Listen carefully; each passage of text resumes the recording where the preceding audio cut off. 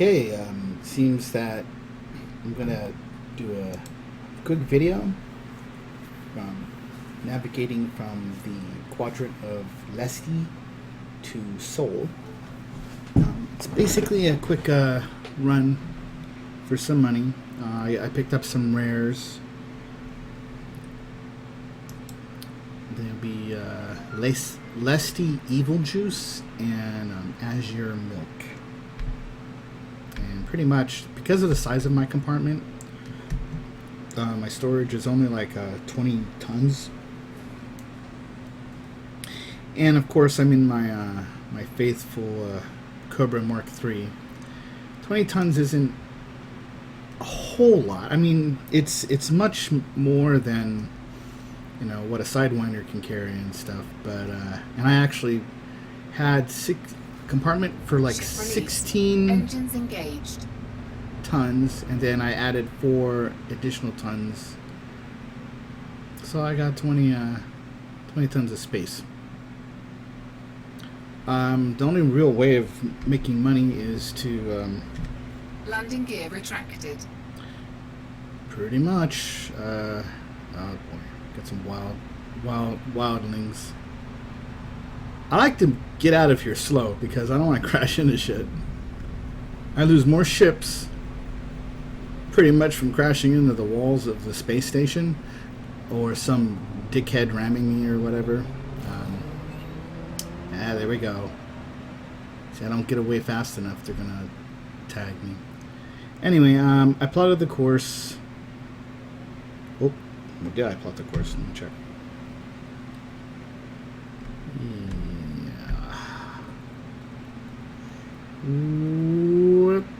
No, I did not plot the course. Typically, you want to plot the course when you're at a station, because your ship is still going and moving, as when you're in the star chart. So, you know, if someone's attacking you or whatever, it will retch you out of that screen and put you into the real world. Okay, looks like I got a tank, 111 light years, and I just have enough fuel to do it. The tank has 16 tons of fuel on it, so it's not too much of a problem. Charging. I was gonna get a vulture, but every time I pick up a new ship, I can't tear it out the way I want from the get-go. So I've been stuck with my Cobra Mark III like forever. 4, because 3, I had to go to different stations 1, to engage. you know, build it up to the A tier that I want. I'm typically playing in the open environment, mostly because it seems more real to me. Like going into a private arena is fine with friends and stuff, but in the real world, you're kind of, there might be people out there better than you or worse than you or whatever. I've had very few encounters with PC player character pirates. The few encounters that I did have, fuel scooping. I barely escaped with my life with a fully tiered ship, so they knew what the fuck they were doing and stuff. And it's just one of the things you gotta watch out for Fuel to scooping play complete. in the real open world. But typically, I've had the most problems when I was going into Leesti, because I presume because there's a lot of rares there, and people just obviously gravitate to where the rares are because they're doing rare trading. It's just more cost effective to do rare trading because you don't need a lot. You just need to get far away from 4, the source of the 3, rares. 2, You 1, see I have engage. the illicit cargo. Well, it was on, but that was in that section. Whatever I have, as far as, I think it's the Leesti Evil Juice. It's illegal to have, so you gotta watch out for that too.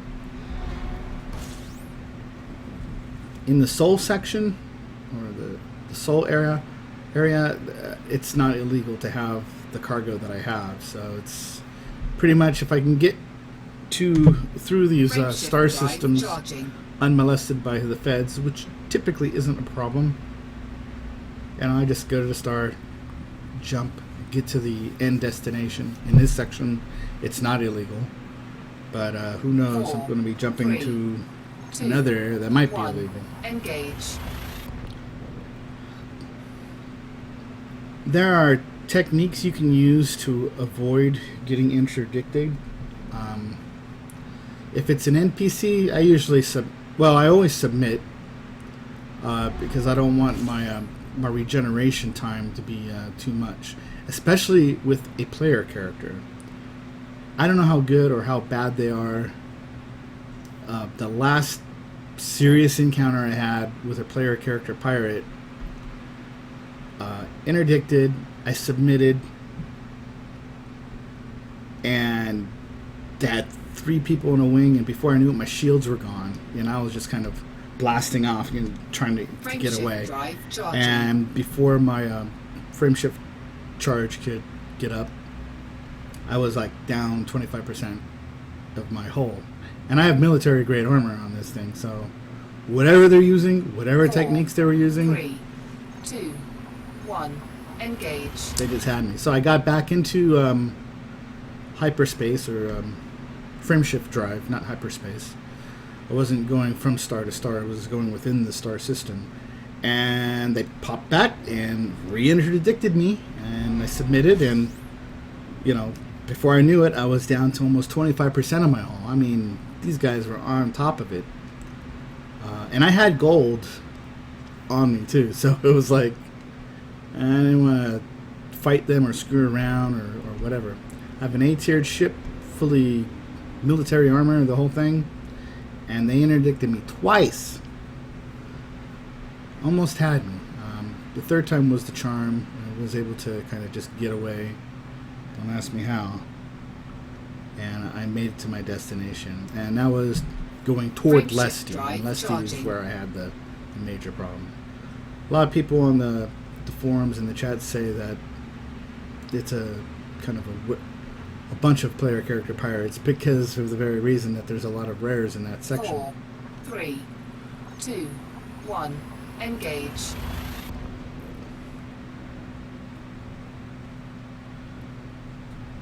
But overall, I've been in this ship since I bought it. I never really wanted to liquidate it. I'm really happy with my Cobra. Get from point A to point B. I went to Beetlejuice with it. Fuel scooping. Fuel scoop I disengaged. went to the Pleiades Nebula. My next thing is to get to Barnard's Loop and the Horsehead Nebula. That's about 1,800 light years from human colonized space. It's pretty far. It's pretty out there. 4, 3, 2, 1, engage. Yeah, typically I can get when I'm out there. Let me see. Beetlejuice was about 500 approximate light years.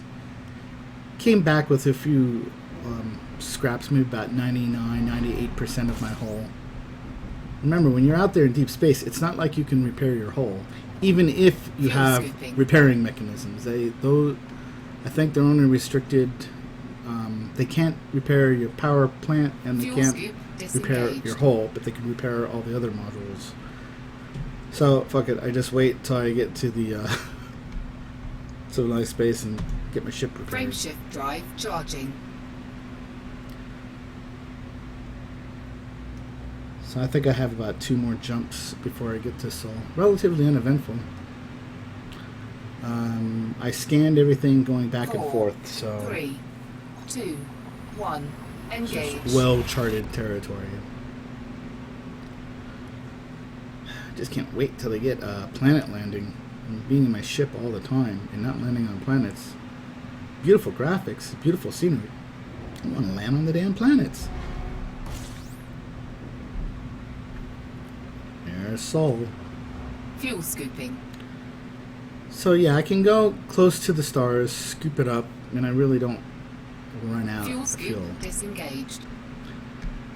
Now, when I've been in the deep black, if I get to if I jump to a bunch of brown dwarves, Frameshift drive charging. it could get pretty precarious out there because there's only certain stars that you can fuel scoop from. Oh, and by the way, whatever ship you get, fuel scoop, hands down. 4, The best 3, you can get, 2, the most 1. slots you can afford for it, get it, because you only have to tap into the sun's aura for a little while, fuel yourself up, and be on your way. If you're hanging around the sun, and you might get tagged by another ship. And I think I am in Sol right now. Cool. Fuel scooping. Fuel scoop disengaged. My home solar system.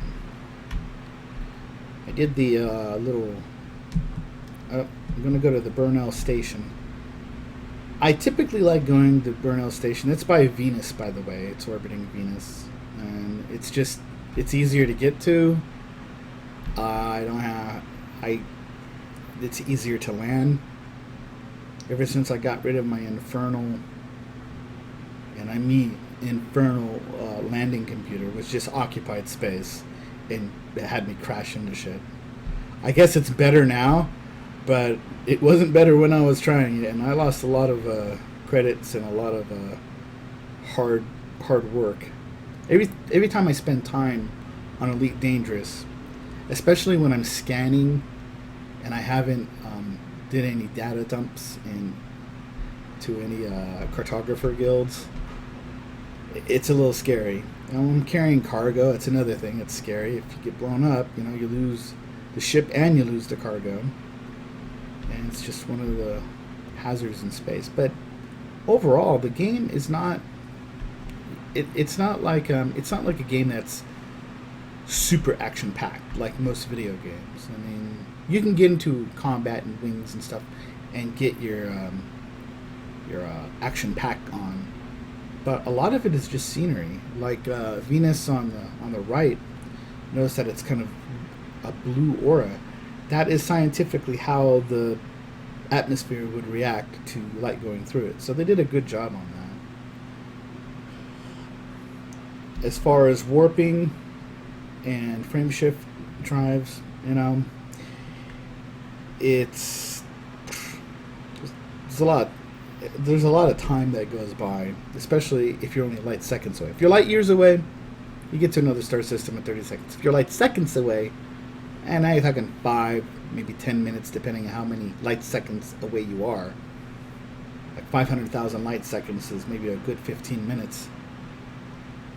And I find myself going to the Alt tab key and always going back and forth, checking email and stuff while my ship is kind of pointing in the right direction. That's the only thing. The good and the bad thing about this is it's a space simulating game. That's the good thing, and that's also the bad thing, because it's a space simulating game. There are going to be times of relatively long treks. For a game or 15 minutes, it's a freaking eternity. We live in the age of instant gratification. Things have to happen at a certain speed, or we get bored very easily. Burnell Station, finally made it. No problems. Oh, by the way, if you always on stations and stuff, you always have to request docking. If you try to land Docking without request granted. the request, they get very mad at you. And right, I think I can. Oops.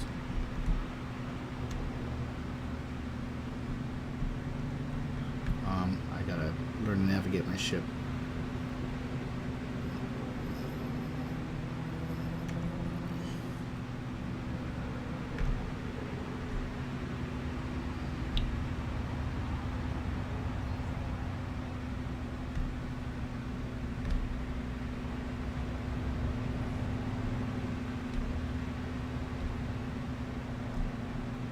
That's 5.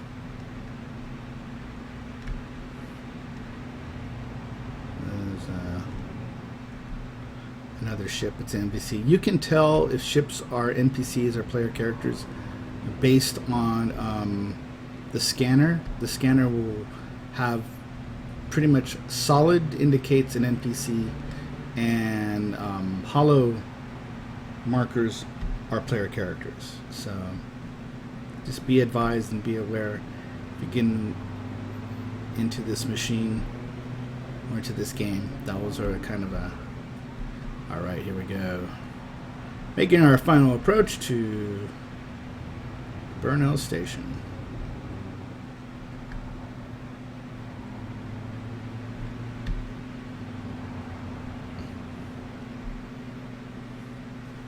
Going relatively slow.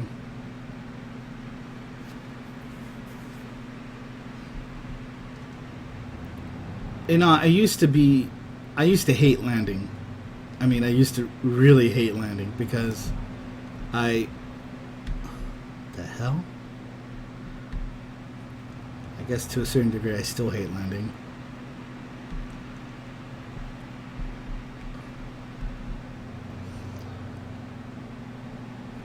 Because you just never know what's going to happen. I mean, you bump into something too hard, or get my landing gear down.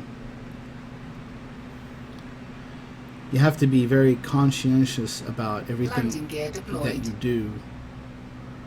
This thing is like in the way. Hopefully I don't wing buffet it. This big chunk of metal right here to the right of my ship. And there's a landing pad that I have to get to. So maybe if I go a little lower. Yeah. I don't want to get too close. So I'm already having the proximity alarm.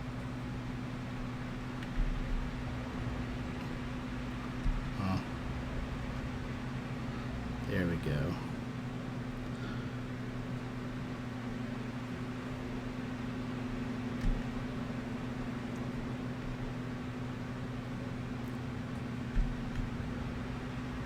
And I'm just going to go to the right.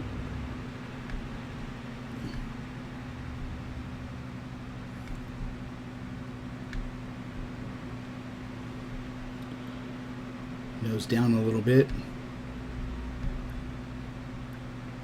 You know, I think the hardest part about all this is just getting the landing right. And it takes kind of the longest time. There we go.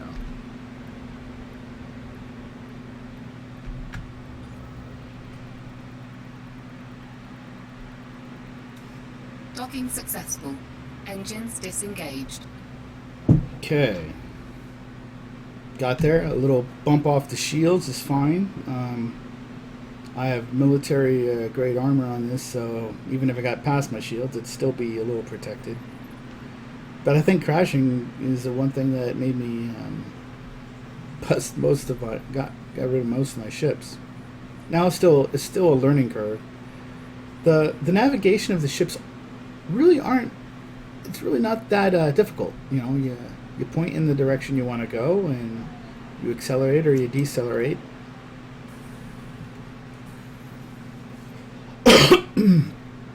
Very simple. Go to the commodities market, sell my extra milk. As you can tell, it's like 13, almost 14,000 per unit, and it tells you what the profit is. And $58,000 profit's pretty nice, considering most of your conventional commodities, they don't have that type of markup. From 462 to 11,321, almost a 10,000 per unit profit.